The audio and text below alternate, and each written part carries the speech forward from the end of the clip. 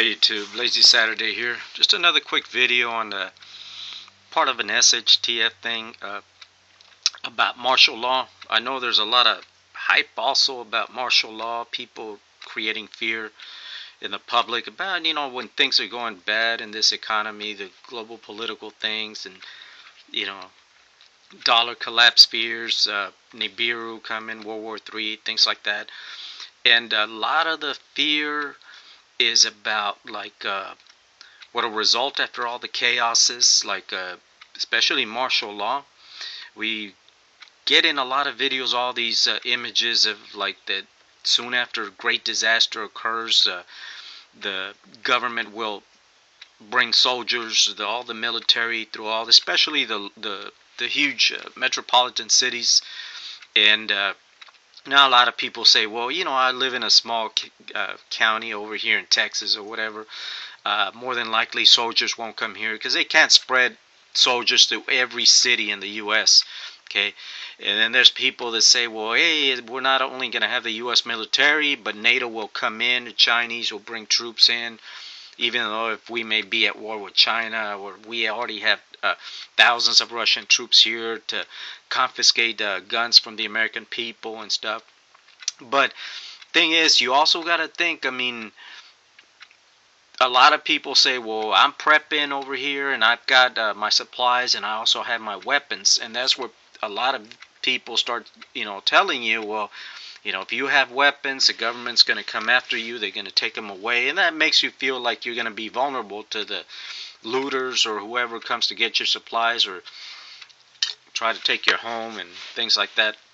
But the thing is, I've been thinking and I've been wondering about this stuff too. But thing is, if you have a great dollar collapse, let's say, and the whole monetary system is set for a reset or something, and nobody's money is worth anything till further notice or whatever, you can't buy anything. Or let's say World War III, we're already at war with Russia and China, and all of a sudden missiles are falling, or just a threat of missiles could come in at any time in some areas or whatever. And all that chaotic environment. Okay, let's say also for the planet Nibiru, let's say, okay, well, Nibiru's already seen it's coming. It's going to reverse the polars, the magnetic poles on the Earth, and water's going to slosh through all the coastal lines. Millions of people are going to die, inundated and displaced, and all this great chaos. That there's not going to be electricity in most of the states, and let's say you can't even get gas for your car or anything because everything's going to be in total chaos. And then the soldiers are going to come to finish it off and take your guns away or tell you to move to this place. But you got to think, okay, in any of these situations, do you think there's really going to be a military? Even to take care of the, go militarize the large cities? I don't know, okay? Soldiers are also human beings. They have families somewhere. In each of these situations, I say, Biru's coming, a big planet's coming, it's going to shake the whole Earth upside down. It's going to kill 60% of the population in a matter of hours or a couple of days or whatever. Or dollar collapse, money's not worth anything. How are people going to get things to eat, survive? Electricity's gone, dollar reset. World War III, whatever, missiles could fly at any time. How many of those soldiers in the military you think they're going to stay and follow orders, or want to go back to whatever state they come from and take care of their families? Especially during dollar collapse, where, hey, are you even going to get paid this month?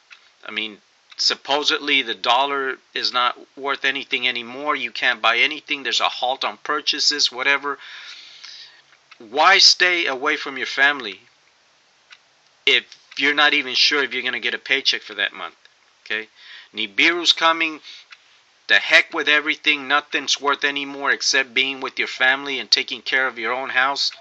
Okay, how many soldiers are going to stick around while the earth is wreaking havoc? Floods everywhere, wild tornadoes, climatic changes, power outages. Total chaos, total disaster. You think Russian troops are going to want to be over here in the U.S. taking care of confiscating people's guns and stuff like that? No, they're going to want to be with their family, with their own people. If 60% of the population on the world is getting ready to die, do you really want to be following somebody else's orders, leading you to another country, to another state? No. I mean, so I'm not really too worried about martial law. The aspect about like uh, economic collapse or Nibiru coming or the threat of World War III. I mean, I'm not really, thinking too much about uh, martial law, and if things are just heading that way, and yeah, there's the risk of this or whatever, certain things of rioting, yeah, I can understand. The military's still active; they're still getting paid.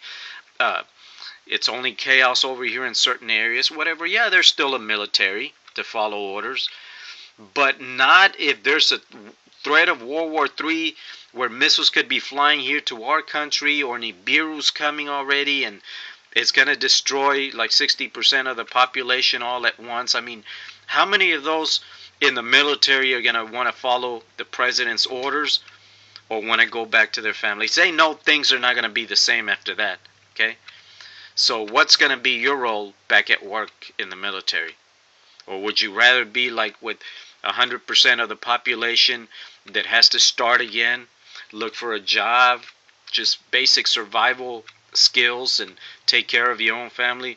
I think most of them would do that in a situation like that. So, I mean, don't be too alarmed about the aspect of martial law when you see videos about great calamities that could be possible in the near future, like World War III or Nibiru approaching, okay?